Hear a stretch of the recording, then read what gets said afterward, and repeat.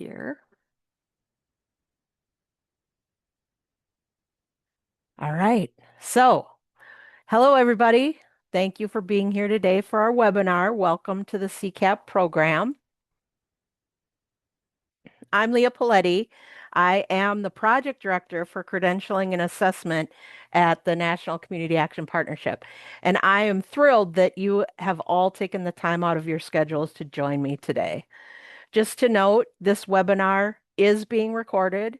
It will be made available to you. I will send the link to you as soon as I have it. So be looking for that in your email in the next week or so. So to get things started, if you want to drop a note in the chat, tell us who you are, where you're from, what you're looking forward to during your CCAP journey. Um, Please feel free to interact with one another in the chat as we go through the session. You will be muted for this presentation, but you can feel free to unmute and ask questions as we go along. Just stop me and I'm happy to answer any questions. We will also have time at the end to go through any of the questions that you may have. So we are going to start this webinar off by reciting the promise of community action. And we do this to help us keep grounded in the work that we do. So please feel free to unmute or not, but please join me as we recite the community action promise. Community action changes people's lives, embodies the spirit of hope, improves communities, and makes America a better place to live. We care about the entire community, and we are dedicated to helping people help themselves and each other. Thank you. So, here's our agenda for today's webinar. We're going to start with a very brief program overview. Then we're going to dive into both exam processes, the proctored online exam and the independent writing assignment. I'll go over the resources that are available to you during your candidacy. And then lastly, we're going to touch briefly on renewing your CCAP after you have earned it. So as I said, please feel free to use the chat to ask any questions or unmute yourself as we go through the presentation. The goal really is at the end of this that you feel comfortable knowing what is expected of you throughout the CCAP process. So as you all know, CCAP stands for Certified Community Action Professional. So a quick Google search will tell you that a certification is an official credential showing you have specific skills, knowledge, or competencies in a field earned by passing an exam or meeting standards set by a professional body, company, or organization, proving competence beyond basic education and often required for jobs or professional practice. So let's break that down as it relates to community action. So CCAPs will show that they have specific skills in their field. They earn the CCAP by passing an exam and an independent writing assignment as set by NCAP's CCAP Commission. And when you pass, you're proving that you have competence beyond the basics of community action, and you've shown skills in all areas of the community action body of knowledge. What that means is that once you've completed the CCAP process and you've passed both exam processes, you will be certified in the work that you do. And you've shown that you have the skills and can apply the knowledge from the 5 sections of the body of knowledge. And we'll dive a little bit deeper into the body of knowledge. So CCAP is not a training program. By virtue of the process, reading all the study material, you may learn a lot about community action and CCAP, but I want to be clear is that CCAP is in no way a training program. We're not training you to do your job. CCAP is about showing that you have the skills and the knowledge to work in community action. CCAP's a journey, right? So it started that day that you enrolled in the program. That journey looks different for every person that enrolls in the program. And most people will take this process really seriously. And because of that, they get a lot out of it. They learn a lot, and then they're equipped with tools more tools to do their jobs. Ultimately, your CCAP journey is what you make of it. So the certification process, it assesses and measures a candidate's knowledge and ability to apply that knowledge in the five categories that are cataloged as the community action body of knowledge. So you don't need to memorize the body of knowledge. This is an outline of those topics that the CCAP Commission feels is really important for a CCAP to know. So if you're a current CCAP candidate, you were emailed a copy of the body of knowledge along with the code of ethics and the candidacy guide. I sent that early in December. If you didn't receive that, please check your spam folder. And then make sure that you're able to receive emails from me. So some companies, for whatever reason, think that my emails are spam and then they block it. And then you won't receive any information from me.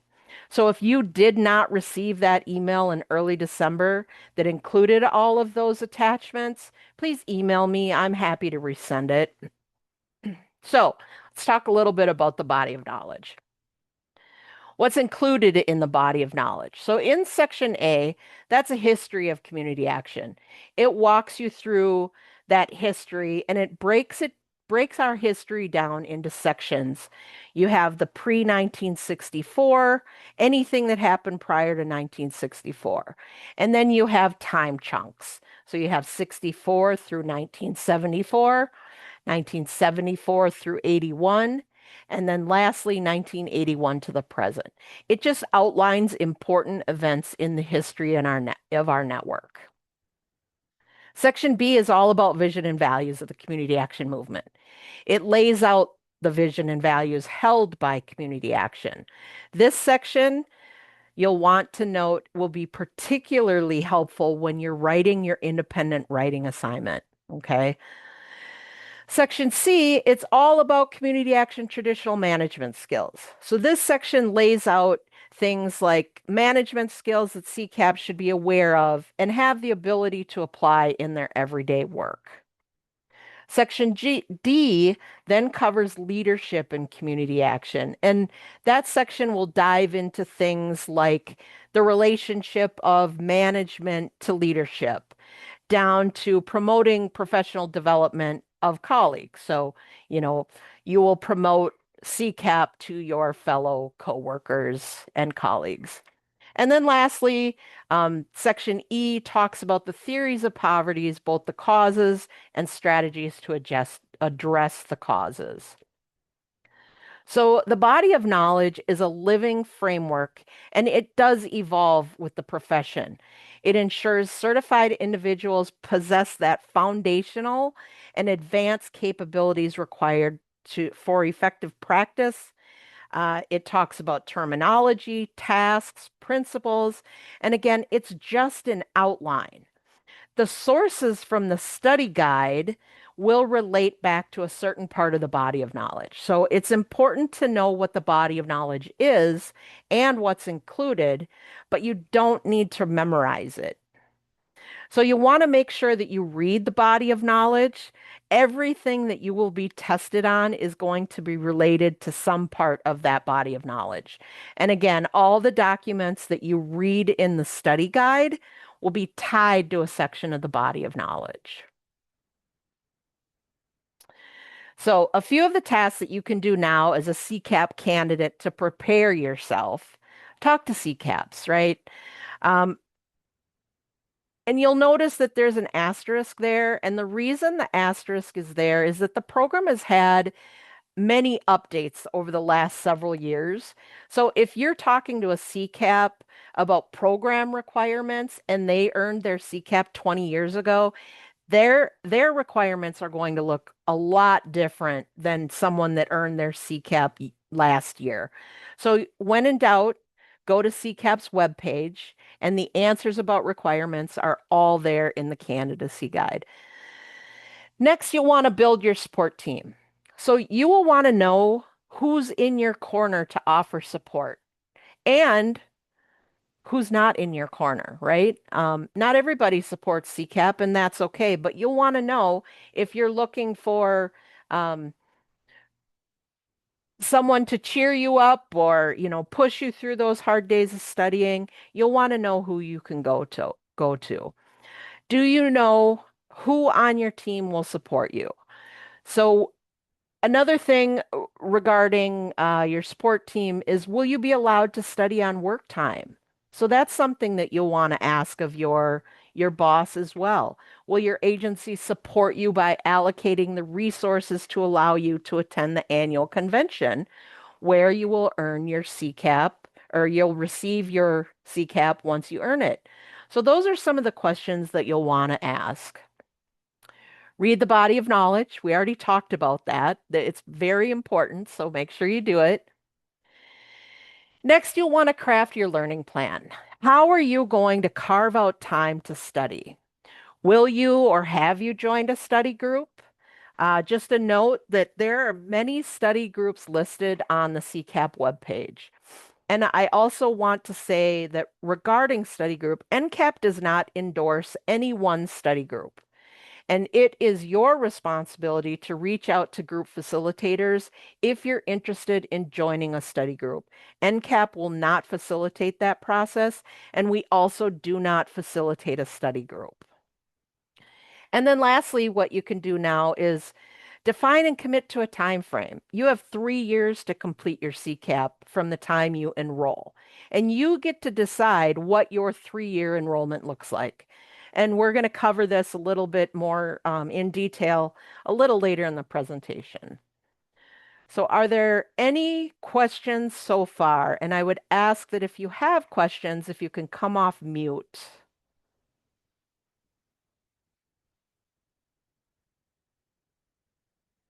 All right, not hearing any. We'll just keep going ahead here. So we've gotten through one agenda item. The next agenda item that we're going to discuss, we're going to dive into each part of the exam processes. So currently, once you enroll in the CCAP program, you go right from enrollment with nothing else to complete or turn into NCAP to taking the exam. So there's nothing to do. You enroll, and then the next step is you take the exam. We do, however, have two exams that you will need to complete and pass. One is the proctored online exam, and the second exam process is the independent writing assignment. So both of these exams do require you to register for them through NCAP's member portal, just as you registered for today's webinar. That's how you will register for the exam processes when the registration opens. So we're going to dive a little bit into what each one of these processes look like. So the proctored exam will happen online. It's administered the third Wednesday in April each year, and you have a total of 4 hours to complete the exam. That exam will be broken into 2 timed sections, and there will be a break in between those sections. So section 1 of the exam are all objective questions covering all sections of the body of knowledge. So you'll have an hour and 45 minutes to complete that first portion of the exam. Then you'll get a quick 15-minute break, short break, and then you'll come back and you'll start on section 2, which are all essay questions.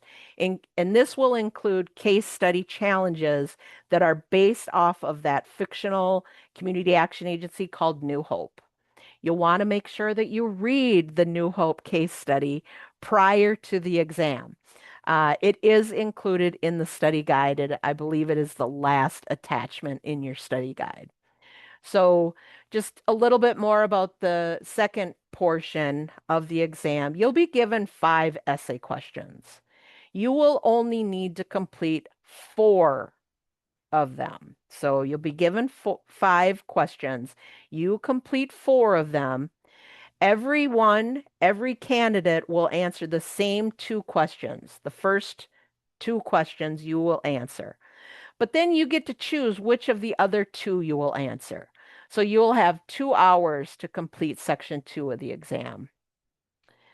The study guide for the proctored online exam was released in late October. It's posted on NCAP's website. So you'll want to download that. Everything that you need to know to pass the proctored exam is in that document. Next, you'll need to register to take the exam through NCAP's member portal. So this is a mandatory step. Registration will open for that on March 2nd, and it closes on April 3rd, 11:59 p.m. Eastern Time. So you'll hear me say 11:59 p.m. Eastern Time. Anytime anything closes, that's the time it closes. So there will be no exceptions given if you do not register by the deadline. So make sure you register early. And here's a pro tip. Don't wait until that last day to register. If you plan to take the exam, you know you're going to take the exam, just register as soon as registration opens. That will save you a lot of stress. So once you register, you'll be given access to participate in a required practice exercise, and you will be assigned a proctor who who you will need to meet with prior to the exam. So this is your go-to person for the exam.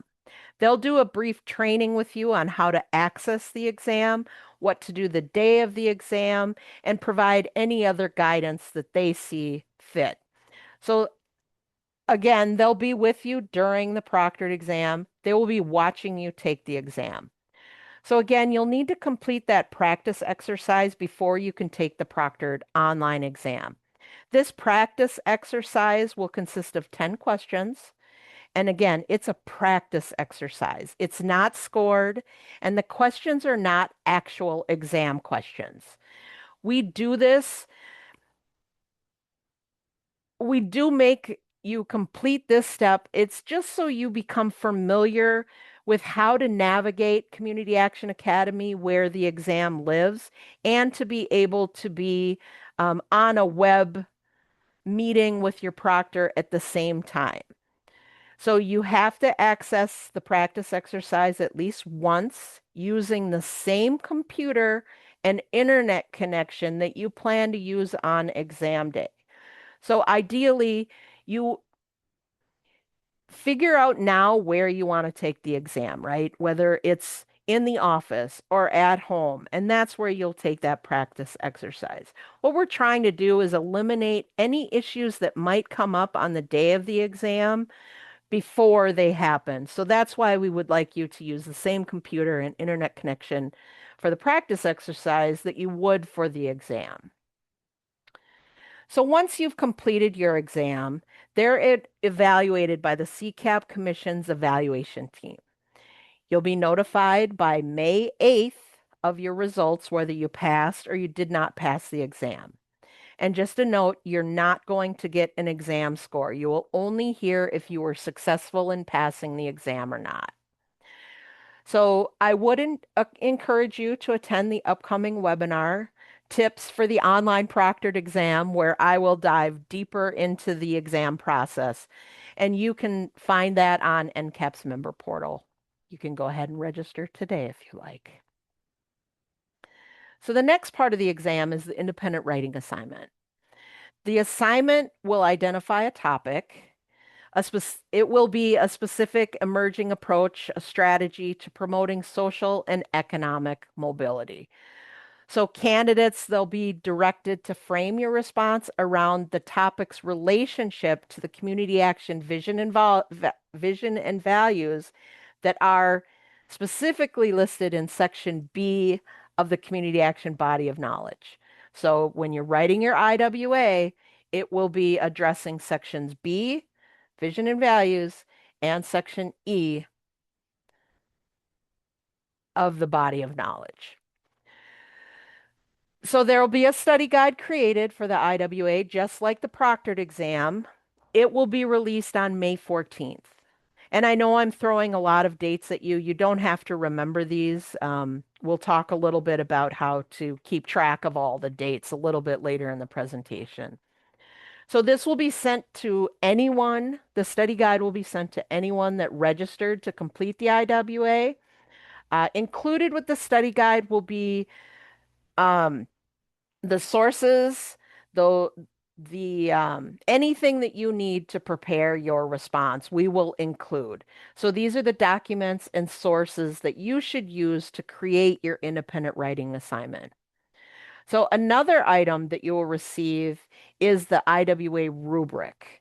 So this is a document that was created last year that will show you exactly what the evaluators are looking for to determine a passing or not passing score for the IWA. Make sure you read this, read through it. Uh, and really, I would use that rubric as you're writing your IWA as well. Okay. So the IWA is going to test your knowledge and your ability to apply that knowledge to sections B and E of the body of knowledge. So those are the two sections that are being tested. What the commission is looking for is your ability to apply that understanding and knowledge to real world settings and issues. And just as you did with the proctored online exam, you will need to register for the IWA through NCAP's member portal. So this just helps us know who plans to take the IWA so we can communicate specifically with that group. So registration for the IWA will open on April 16th once the proctored exam has been completed, and it closes on May 12th, 11:59 p.m. Eastern Time. And again, there will be no exceptions given if you do not register during the time that registration is open. So you will be allowed a 15-day writing and submission period. So that period will open on May 14th and it closes on May 29th. And I bet you can guess the time, 11:59 p.m. Eastern Time. So please put this in your calendar as again, there will be no exceptions given for late submissions. Even if it shows up at 12 a.m. May 30th, it's too late. It has to get in before May 29th, 11:59 p.m. Eastern Time. So, another pro tip, as we said, the IWA, it's due 11:59 p.m. Eastern Time. Don't wait until 11:59 p.m. Eastern Time to submit your IWA. If you're unclear what time that is in your time, just Google it. Put an alarm on your calendar. But I will encourage you not to wait until the last minute. Um, you never know what happens with the interwebs. You could send it and it could not reach me for 10 minutes. So give yourself time. And lastly, you'll want to attend the webinar Tips for a Successful IWA in May. Again, where I'll dive deep into the requirements of the IWA. And I don't know that registration is open for that yet, but it should be by tomorrow if it's not already up on the website. Okay. So, one of the great things about this two-part exam process and the fact that you do have 3 years to complete it is that you get to choose the order and the timing of when you complete each portion of the exam. So, as I talked about earlier, I'm going to show you a few different scenarios of what your candidacy could look like for those 3 years. So, this is Tim. Tim decided that he wants to be recognized this August in St. Louis for passing his CCAP exams. New CCAPs are recognized at NCAP's annual convention at the awards gala. So, in order for him to do that, he will need to take and pass both the proctored exam this April and complete and pass the IWA in May. If he passes both portions of the exam, he would be notified by June 30th that he is a new CCAP. And then he'll be recognized in St. Louis at the awards gala. Next, we have Kim. So Kim is going to take a little different path toward earning her CCAP. So she knows she has 3 years to complete the process. Kim's the fiscal director at her agency and is swamped in April with the company audit. So, because of this, she just doesn't think she can possibly be prepared to take the proctored exam this year in April. So, she will choose to wait until next year to take the proctored exam. And that's okay. For Kim, things slow down in May. So, this year, she will submit an IWA, and if she passes the IWA this year, she'll not need to complete that again next year, but she'll only have to take and pass the proctored exam next year or the following year to become a CCAP. We have one more scenario. Lastly, we have Jim. Jim is admittedly lazy and he just doesn't want to study for the proctored exam in his first year of candidacy. Um, and that's okay. He decided to take the proctored exam and to submit an IWA in the second year of his candidacy. But unfortunately, in his second year, he didn't get a passing score on either the proctored exam or his IWA. And that's okay. So, in his third year of candidacy, he will also need to pass both portions of the exam in order to become a CCAP. So that in his third and final year of candidacy. So you can see that Tim, Kim, and Jim all have very different paths. But because each of them have 3 years to complete the process, all three of those time frames work. You just need to choose a time frame for taking each portion of the exam that works for you and for your schedule. And that's okay. Take the full 3 years if you want. It's totally okay. I think all three of these scenarios are actually what I do see each year from candidates. And just note that there's never a good time to get your CCAP.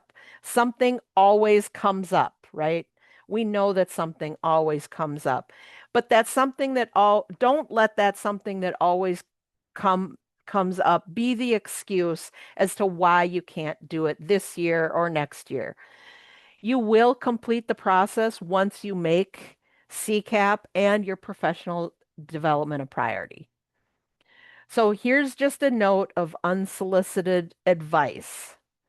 Even if you're unprepared to take the proctored exam or the IWA this year, I would encourage you to take them anyway. And the reason I say this is because even if you're not intending to do any portion of the exam this year, if you take the proctored exam this year, you'll know what to expect next year when you've fully studied, you're all ready for it, and you're prepared. So a lot of times what happens is candidates, they worry so much because they don't know what to expect. If you take the proctored exam in a year that you're not anticipating to do it, you can just go through that process to see what it's like. You don't lose anything. You're going to lose that year anyway. So taking it this year, it just eliminates that fear of the unknown. And who knows, you might even pass the exam. You just never know. So once you take both portions of the exam and you successfully pass them, you'll become a CCAP. So you will find out if you've become a CCAP by June 30th after your IWAs have been evaluated. And that notification will send that to you via email. So another reason why it's really important that your company is able to receive emails from me. Any questions so far? Again, I'm not seeing the chat. I can't see the chat right now, so please feel free to unmute and ask any questions that you have.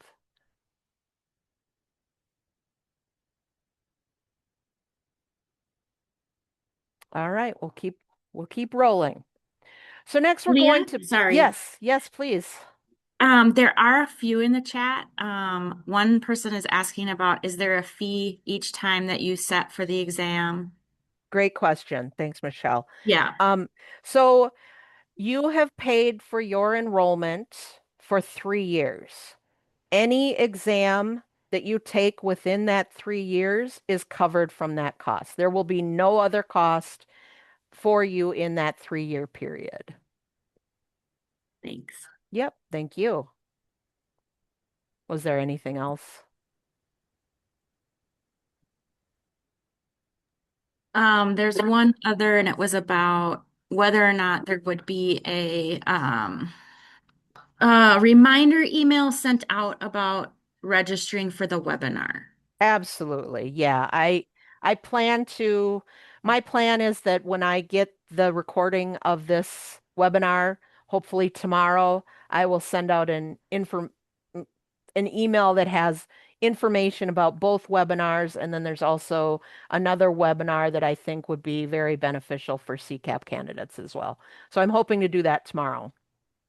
But if not tomorrow, it will be next week. There was I a have a question about the proctored exam. Yes, please. If someone has a documented disability, are there accommodations? Absolutely. So, what will happen is I will send you instructions for the proctored exam. It does talk about that in there.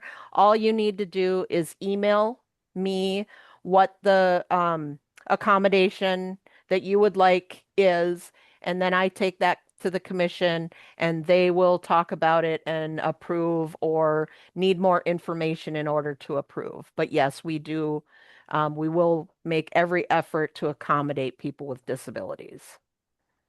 Good question. Thank you. there was a question about the a body of knowledge in terms of the attachments. Where would people find the attachments? So the attachments, there are no attachments. It's the study guide. So the study guide has all of those attachments listed. So you'll want to go to the study guide, which is on NCAP's CCAP webpage. At the top of the screen, you'll click on that link. Everything you need is in that link.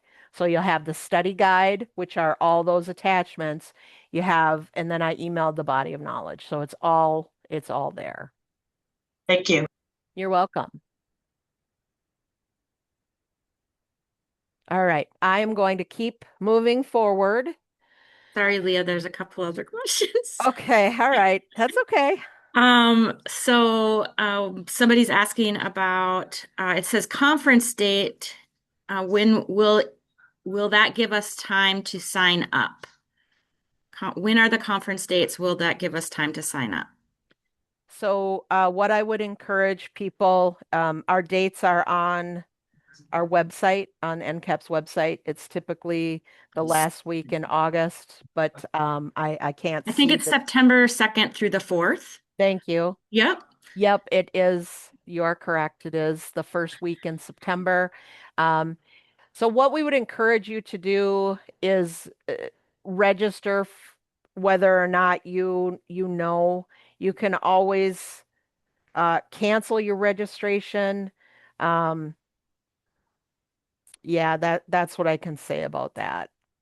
And We're the other last question is about how do you get access to the private access study material? The study guide should not, nothing should be private in there. It's all there. There's no special somewhere that folks need to go. They just need to go to the CCAP webpage, click on that link. If you're having issues um, opening that link, just email me and we can talk offline about it. I think But they're there's, talking about the books. oh, thank you. So there are some sources in the study guide that NCAP does not have copyright. Um, we don't have the copyright to send them out to folks like some of the other items that we have. So, in order to get those, you need to either go buy the book, go to your library, ask another CCAP that might have one. If you're in a study group, somebody will inevitably have that source already. So those private documents, we're just not able to provide them.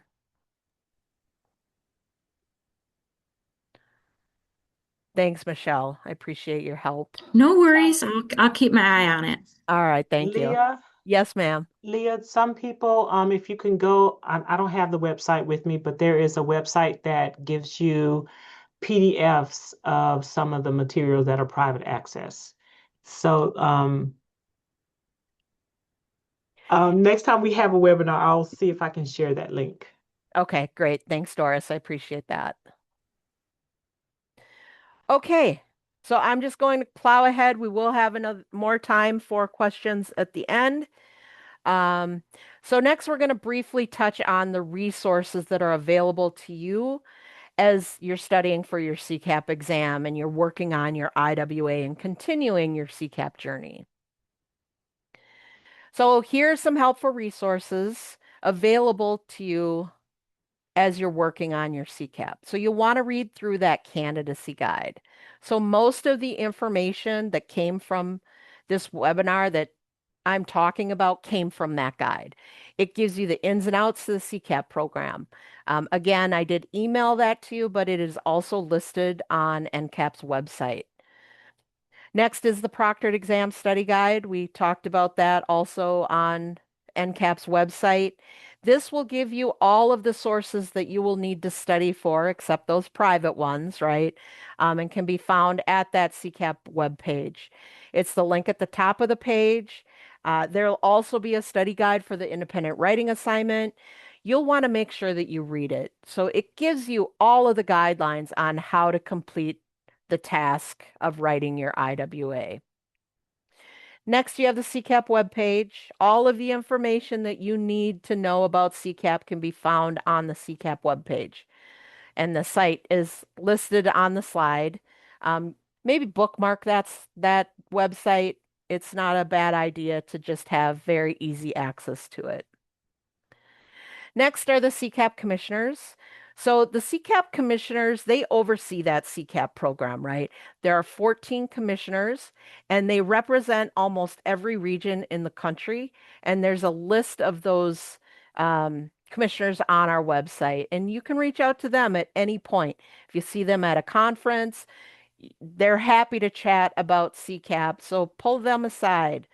And then I would also say use other CCAPs. If you have CCAPs in your organization or in any affinity groups that you work in, friends are CCAPs.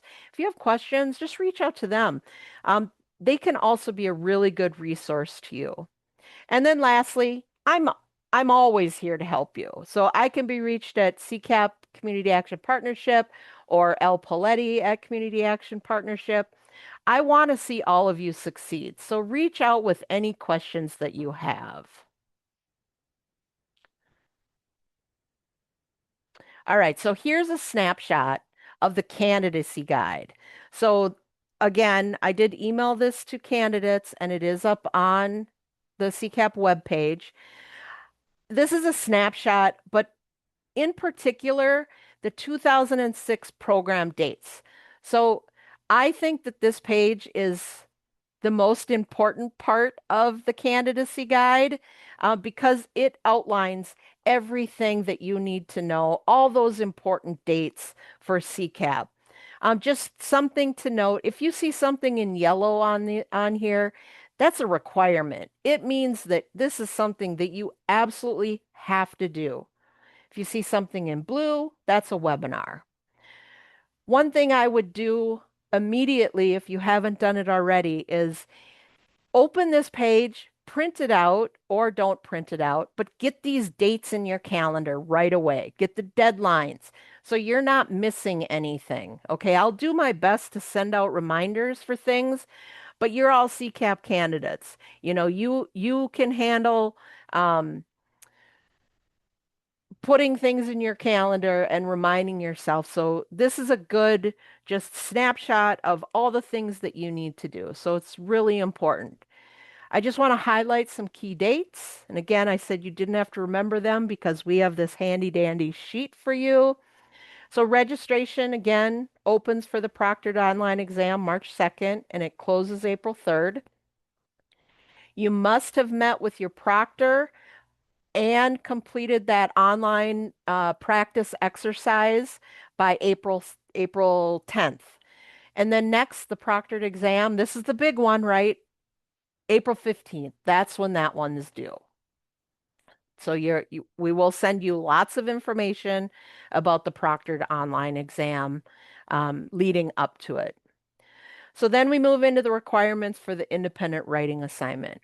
Registration for the IWA starts on April 16th and it closes May 12th, 11:59 p.m. Eastern Time. And then that IWA topic, along with the IWA study guide, will be released on May 14th. IWA is due to NCAP on May 29th, 11:59 p.m. Eastern Time. So that's all the information about the process to earn your CCAP. And once you earn it, you'll receive your PIN and certificate at NCAP's annual convention. If you earn it this year, just a fun fact, you'll walk the awards gala stage in St. Louis. And if you earn it next year, the convention will be held in Philadelphia. And the dates can be found at NCAP's website for all future conferences that are upcoming.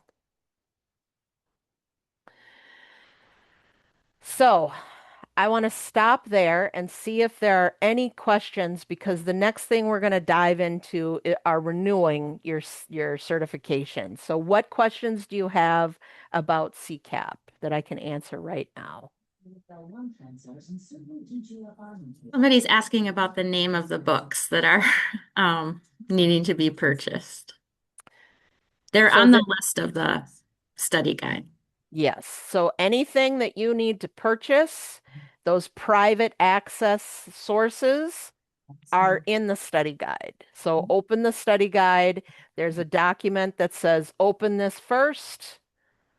That's the document that you'll want to look at, and that spells out all of the sources that you will need to be studying. And if it says private access, those are the books that you would need to purchase or check out at your library. Oh, and then someone asked about the schedule of dates that you had on there. That's in the candidacy guide, right, Leah? Correct. Yep, it is. I think the second page in the candidacy guide, again, that was emailed to you in early December and is also up on the CCAP webpage.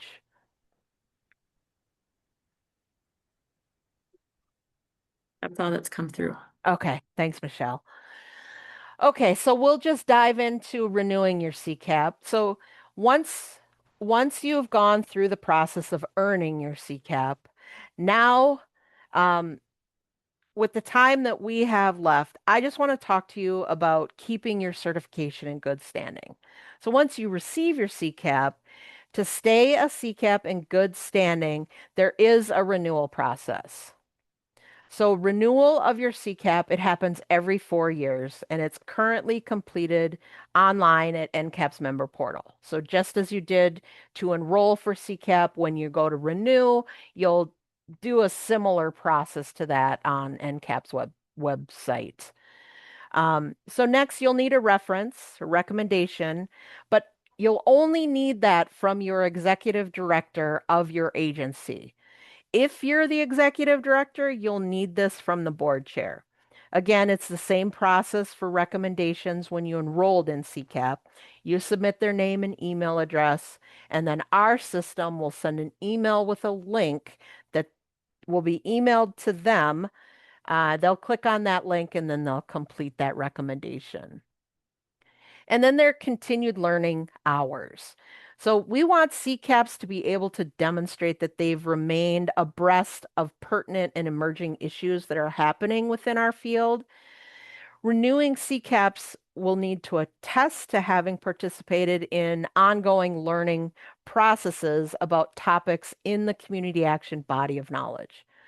So the number of hours is being introduced in a graduated fashion that started in 2024 and will end in 2027. But by the time you all renew your certification, 2027 and beyond, you'll need to attest that you have completed 24 total hours of continued learning over the past 4 years, with at least 1 hour in each area of the body of knowledge that you see on the screen.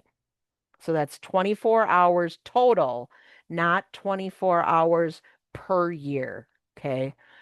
So the renewing CCAP, which would be you once you earn your CCAP, you'll be the one that decides what training to include and which areas of the body of knowledge that it belongs. So the commission isn't going to review your application for renewal and say, well, you credited yourself 2 hours on this training session and you put it in the ethics, but that really should have been on leadership. They're not going to do that. What they're looking for is at least 24 hours of continued learning with at least 1 hour in each of the body of knowledge categories listed. So here's another pro tip. Um, NCAP does a really great job with their MLTC and annual convention in the program book or the app. They will link each. So if you attend those conferences, it will tell you what session and where it links to. So you don't even have to think about it. You can just say, well, I went to this session, it aligns with this. We make it pretty easy to do that. So not only does a renewal require ongoing learning, there is one other requirement for those wishing to renew their CCAP, and that other requirement for renewing is continued support of and engagement of the CCAP program. So what that basically means is we want you to show that you've demonstrated that you've been actively engaged in the CCAP program. And it could look like anything. It's broadly defined. It's left up to you once you receive your CCAP and you're renewing your CCAP to describe how you are supporting CCAP. So there are a few examples listed on the screen, and the ultimate list is conceivably far broader. So just a note that sometimes people are hung up on, there's not a number of hours volunteered requirement, okay? Just that you have volunteered. That's all we want to know in some fashion to support the CCAP program. So if you haven't done anything and you just don't have time to volunteer, to be an exam proctor or to serve on an examination committee or um, present at an annual conference in your state, that's okay. If you haven't done anything and you just want to submit a monetary donation to the program, that's okay too. And then the last piece is you would pay a renewal fee. So the commission has currently set that fee at $250. So, one item of note, and it's kind of important, if you should leave your employment prior to your renewal date, but you might want to stay in good standing with your CCAP, make sure you put a personal email address in the member portal in your profile. So this allows us to communicate with you after you've left your current employment. So if you don't know how to do this, just log into the member portal and go to your profile, and I believe you can enter it there. You can also email me your personal email address and I can input it for you. But it's really important that we really have two email addresses, um, how to contact you. Okay. So again, I don't expect you to remember any of that information about renewal. I just wanted to make you aware that there is a process in place. And also, we do provide support for those people that, when they're in their year of renewal, we do a deep dive in what they can expect with renewal, walking them through the process. So when your time comes, you'll know that there will be resources to help you complete your renewal. So I'm through with my content, but there are a couple items here before I jump into questions again. So if you've not already done so, I encourage you to subscribe to NCAP's e-news. You can just scan that QR code. It comes out each week. It's the place where NCAP promotes webinars, trainings, conferences, everything. Any announcement that we will have for CCAP will be run through our e-news. So if you're not already receiving that, I would encourage you to sign up for that. And then the next one is I just want to make a plug. NCAP's Management and Leadership Training Conference is coming up, but there's still time to register. You can scan the QR code or go to NCAP's website. Um, we will have a CCAP table at MLTC. So if you are at MLTC, please stop by, say hello. I always enjoy chatting with the CCAPs and the CCAP candidates. But with that, it's brought us to the end of the webinar, and I am happy to field any questions that you have. So I will try to jump through the chat. But again, please feel free to unmute yourself and ask any questions that you have. You put back up the QR code to Yeah, the newsletter. Thank you. absolutely. There you go.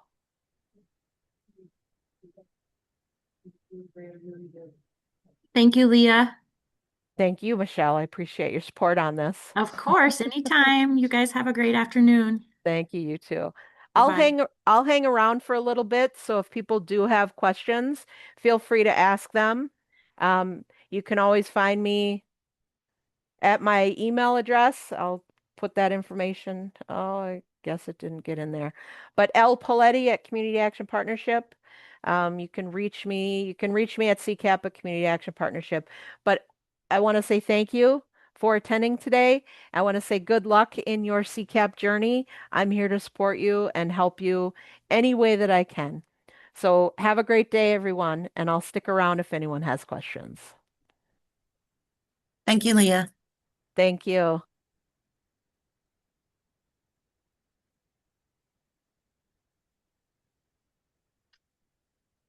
Mhm.